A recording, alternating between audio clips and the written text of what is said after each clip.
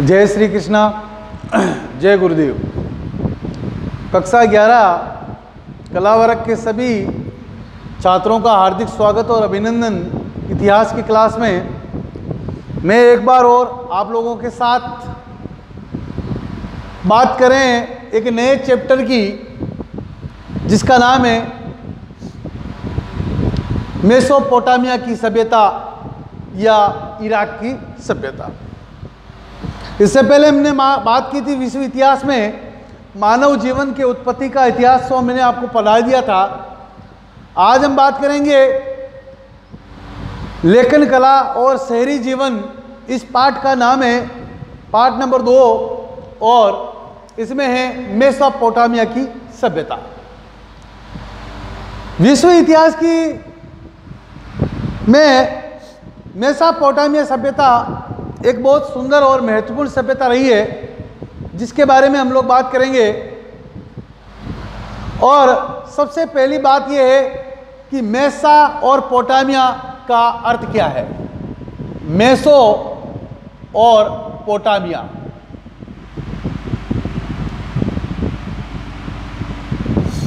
Meso का मतलब दो नदियों के बीच, पोटामिया का अर्थ है स्थान या भूमि। तो सीधा अर्थ हुआ है मेसोपोटामिया का या मेसोपोटामिया का दो नदियों के बीच की जो भूमि है, इसी को हम मेसोपोटामिया के नाम से जानते हैं। दो नदियों के बीच की भूमि या दो नदियों के बीच का जो स्थान या भूभाग है, इसी को हम मेसोपोटामिया के नाम से जानते हैं। अब ये दो नदियां कौन सी है, तो दो नदियों के नाम मैं आप लोगों को बता रहा हूं, दजला नदी और फरात नदी।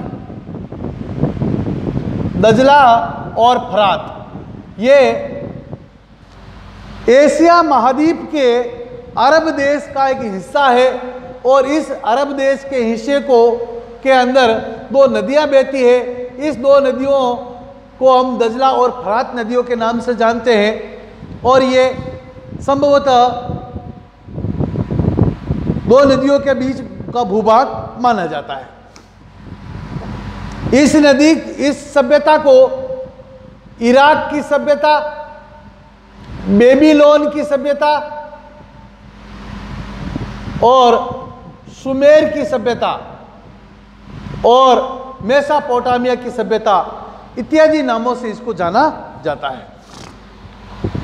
जैसे सिंधु सभ्यता को सिंधु घाटी सभ्यता, हड़प्पा सभ्यता, मेहलुआ सभ्यता, कांस्य युगीन सभ्यता, अलग अलग नामों से जाना जाता है। इसी प्रकार मेसोपोटामिया को भी इराक की सभ्यता, सुमेर की सभ्यता, अक्कद की सभ्यता, बेबीलोन की सभ्यता इत्यादि नामों से इसको जाना जाता है। तो मेसोपोटामिया जो है वो दो नदियों के बीच की भूमि है, जो दो नदियों के नाम है दजला और फरात नदी। आगे हम बात करें विश्व इतिहास में इस मेसोपोटामिया सभ्यता में कि विश्व में जितनी भी सभ्यताएं बनी हैं, जिसमें सबसे पहली बात कर सकते हैं हम सिंधु सभ्यता की। यह एक प्रकार की नगर प्रधान सभ्यता थी, और इसी प्रकार मेसोपोटामिया सभ्यता भी इसके समकालीन सभ्यता रही है। जैसा हमने सिंधु घाटी सभ्यता के अंदर देखा कि कालीबंगा राजस्थान का एक स्थल था सिंधु सभ्यता का, जहाँ से हमें एक बेलनाकार मोहर मिली थी, और वो बेलनाकार मोहरें जो बनती थी वो मेसोपोटामिया सभ्यता में बनती थी। तो ये सिंधु सभ्यता की समकालीन सभ्यता है, और इस यह सभ्यता भी शहरी जीवन से संबंधित थी। जिस प्रकार सिंधु सभ्यता नगर प्रधान सभ्यता थी, इसी प्रकार सिंधु सभ्यता भी, मेसोपोटामिया सभ्यता भी शहरी सभ्यता मानी जाती है। अब हम इसके अलग अलग नामों के बारे में चर्चा कर सकते हैं। तो सबसे पहले हम बात करेंगे कि सिंधु सभ्यता मेसोपोटामिया सभ्यता की क्या क्या विशेषताएं हैं। पहली इसकी विशेषताएं हैं, मेसोपोटामिया की पहली विशेषता यह है कि यह एक शहरी सभ्यता थी। दूसरी इसकी विशेषता, सुख संपदा मौजूद थी। सुख संपदा, यहां पर सभी लोग सुखी और संपन्न थे। इसके बाद में तीसरी हम बात करते हैं कि ये जो सभ्यता थी, यहां पर आपके बड़े बड़े विशाल साहित्यों की रचना हुई है। विशाल साहित्यों की रचना हुई है। गणित के क्षेत्र में प्रगति हुई है, खगोल के क्षेत्र में प्रगति हुई है और भूगोल के क्षेत्र में भी प्रगति हुई है। भूगोल, खगोल, गणित, साहित्य, ये सभी इस सभ्यता की महत्वपूर्ण विशेषताएं मानी जाती है, जिसकी विस्तार से चर्चा हम आगे करेंगे। फिलहाल मैं आप लोगों को ये बता दूं कि ये शहरी सभ्यता थी, ये सुखी और संपन्न सभ्यता थी। विशाल साहित्यों की रचना यहाँ पर हुई है, गणित के क्षेत्र में प्रगति हुई है, खगोल के क्षेत्र में प्रगति हुई है और भूगोल के क्षेत्र में यहाँ पर प्रगति हुई है। तो हम बात कर सकते हैं कि अधिकांशतः इस सभ्यता का विकास सबसे पहले एक क्षेत्र है, इस क्षेत्र का नाम है सुमेर क्षेत्र। कौन सा क्षेत्र है? सुमेर क्षेत्र। इस सुमेर या अक्कद क्षेत्र, सुमेर भी कह सकते हैं, इसको अक्कद भी कह सकते हैं, जो इराक का दक्षिणी इलाका था। इराक जो क्षेत्र था, जिसका दक्षिणी इलाका था, इसी दक्षिणी इलाके के अंदर सबसे पहले इस सभ्यता का विकास हुआ था। इस कारण से इस सभ्यता का नाम जो है वो सुमेरियन सभ्यता या अक्कद की सभ्यता के नाम से भी इसको जाना जाता है। दूसरी बात हम लोग करें कि इस सभ्यता का विकास जो है आपके बेबीलोन क्षेत्र में हुआ था। बेबीलोन हुआ यह था कि सन 2000 ईसा पूर्व के अंदर सुमेर क्षेत्र के अंदर एक नगर का निर्माण हुआ था और इस नगर का नाम था बेबीलोन। यह नगर कौन सा था? बेबीलोन। 2000 ईसा पूर्व के अंदर सुमेर क्षेत्र में एक बेबीलोन नगर बसा था और यह भी दक्षिणी इलाका ही था इराक का। इस कारण से इस सभ्यता को बेबीलोन की सभ्यता के नाम से भी जाना जाता है। तीसरी बात करते हैं कि इस सभ्यता को असीरिया की सभ्यता भी कहा जाता है। असीरिया 2400 ईसा पूर्व के बाद, 1100 ईसा पूर्व के बाद, 1100 ईसा पूर्व के बाद इस क्षेत्र के अंदर आपके एक राज्य असीरियन जो जाति थी, असीरियन जो जाति थी, इस असीरियन जाति ने इस बेबीलोन क्षेत्र पर अधिकार कर लिया। बेबीलोन क्षेत्र पर अधिकार कर लिया असीरियन जाति ने। इस कारण से इस सभ्यता को असीरियन सभ्यता भी कहा जाता है। तो एक बार पुनः हम बात करते हैं कि इस सभ्यता को मेसोपोटामिया की सभ्यता भी कहते हैं, क्योंकि मेसोपोटामिया का अर्थ होता है दो नदियों के बीच की भूमि, दजला और फरात नदी। फिर इसकी बात करते हैं कि इसको सुमेर की सभ्यता क्यों कहा जाता है या अक्कद की सभ्यता क्यों कहा जाता है, क्योंकि सबसे पहले इस सभ्यता का जिस क्षेत्र में विकास हुआ था वो दक्षिणी जो इलाका का क्षेत्र था इराक का, इस इराक के जिस दक्षिणी क्षेत्र में इस सभ्यता का विकास हुआ था वो क्षेत्र था सुमेर या अक्कद क्षेत्र। इस कारण से इसको अक्कद या सुमेर की सभ्यता के नाम से भी जाना जाता है। इसके बाद में इसका नाम हो गया बेबीलोन की सभ्यता, क्योंकि 2000 ईसा पूर्व के अंदर जो इराक का जो दक्षिणी क्षेत्र था वहां पर एक नगर का निर्माण हुआ था और उस नगर का नाम था बेबीलोन नगर। इस कारण से इस सभ्यता को बेबीलोन की सभ्यता के नाम से भी जाना जाता है।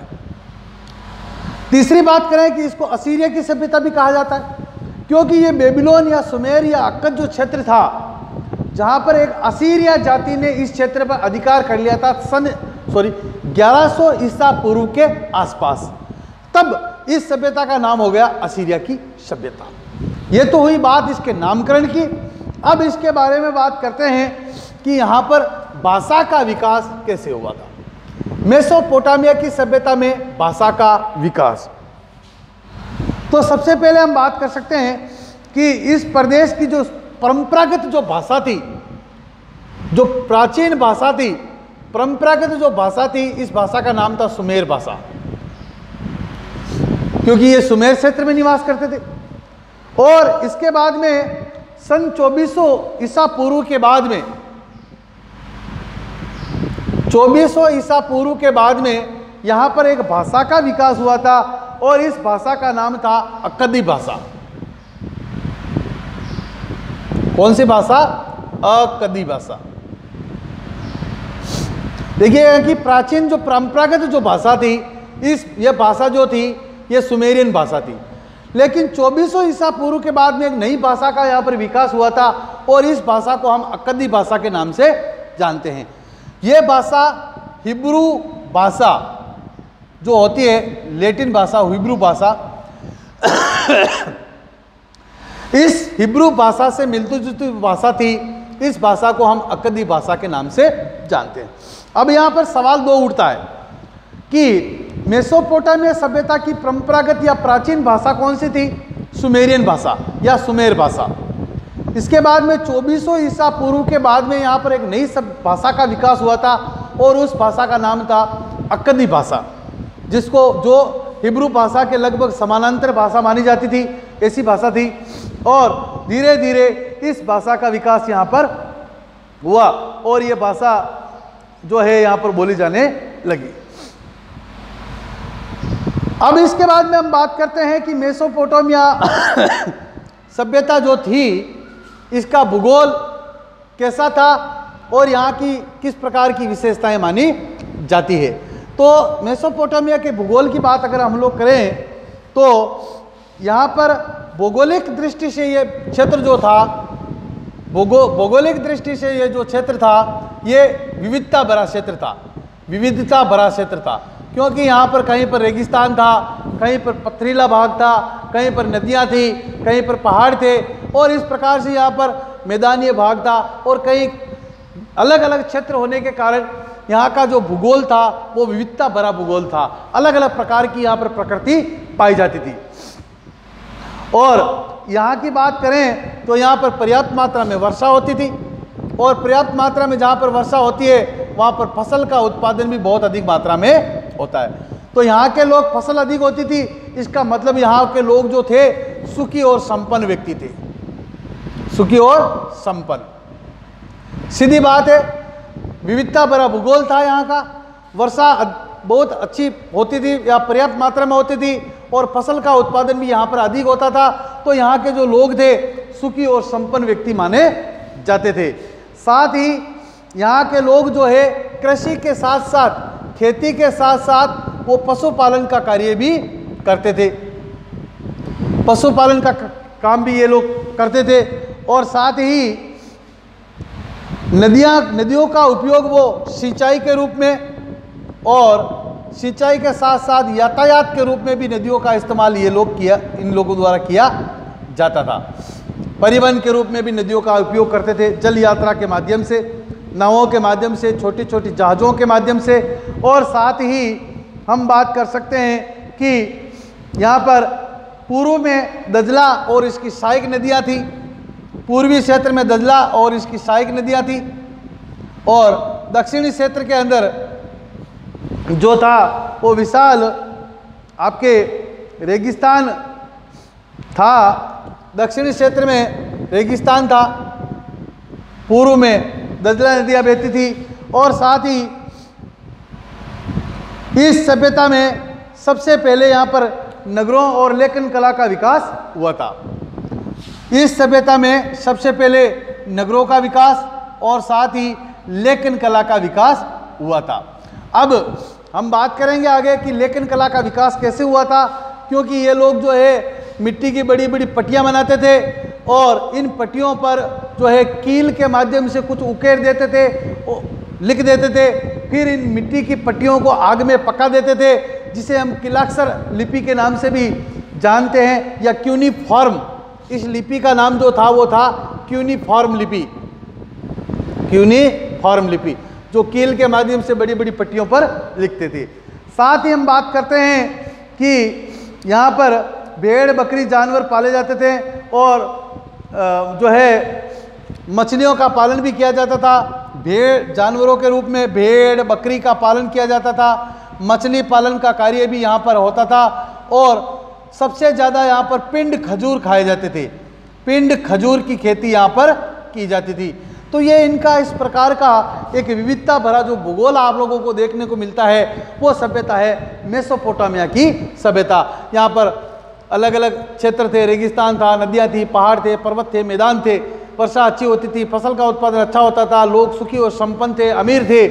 साथ ही यहाँ पर खेती के साथ साथ पशुपालन का कार्य भी किया जाता था और पशुपालन में भेड़ बकरी का पालन किया जाता था, मछली पालन का कार्य भी किया जाता था और नदियों का उपयोग सिंचाई के रूप में, यातायात के रूप में किया जाता था और पिंड खजूर की खेती यहाँ पर की जाती थी और बड़े बड़े नगरों का निर्माण यहाँ पर सुसा नगर, उर नगर, निपुर नगर जैसे हम लोग देखेंगे आगे, इन नगरों का विकास हुआ और लेखन कला का भी विकास हुआ। और इस लेखन कला के विकास की जो लिपि थी, इस लिपि का नाम था क्यूनिफॉर्म लिपि, अर्थात मिट्टी की पट्टियों पर, बड़ी बड़ी मिट्टी की पट्टियों को जमीन पर समतल कर दिया जाता था, फिर उन पर कीलों से लिख दिया जाता था, फिर इन मिट्टी की पट्टियों को आग में पकाया जाता था और इस प्रकार से ये एक नई लेखन कला का विकास जो हमें देखने को मिलता है, वो मिलता है मेसोपोटामिया की सभ्यता में। आज इस क्लास में आज हम इतना ही पढ़ेंगे, बाकी का मेसोपोटामिया के इतिहास अगली क्लास में पढ़ेंगे। मैं आप सभी के शुभ मंगल, आप सभी के सुखी जीवन की शुभ मंगल कामना करता हूं और मैं चाहता हूं कि आप इसी प्रकार इस वर्ल्ड हिस्ट्री को, विश्व इतिहास को बड़े सरल शब्दों में, बड़े ही ध्यानपूर्वक आप इनको पढ़ें, समझें। अगर कहीं कोई चीज़ नहीं समझ में आती है तो आप मुझे संपर्क करें, मेरे से बात करें और आप मुझे पूछ सकते हैं कि सर वहाँ पर वो चीज़ मुझे समझ में नहीं आई। मैं आप सभी का हार्दिक स्वागत करता हूं, अभिनंदन करता हूं और साथ ही मैं आपको धन्यवाद देता हूं कि आप इन चीज़ों को पढ़ रहे, छोटे छोटे टॉपिकों के माध्यम से बड़े बड़े विश्व इतिहास की घटनाओं को आप समझने की कोशिश कर रहे हैं। हम इसी प्रकार इन घटनाओं को समझेंगे, पढ़ेंगे और बड़े सरल तरीके से हर सिविलाइजेशन, हर सभ्यता, हर टॉपिक, चाहे वो क्रांति हो, चाहे वो आंदोलन हो, चाहे युद्ध हो, कोई भी चीज़ हो, हम बड़े सरल शब्दों में पढ़ेंगे। आप सभी को मेरा धन्यवाद। जय श्री कृष्णा, जय गुरुदेव।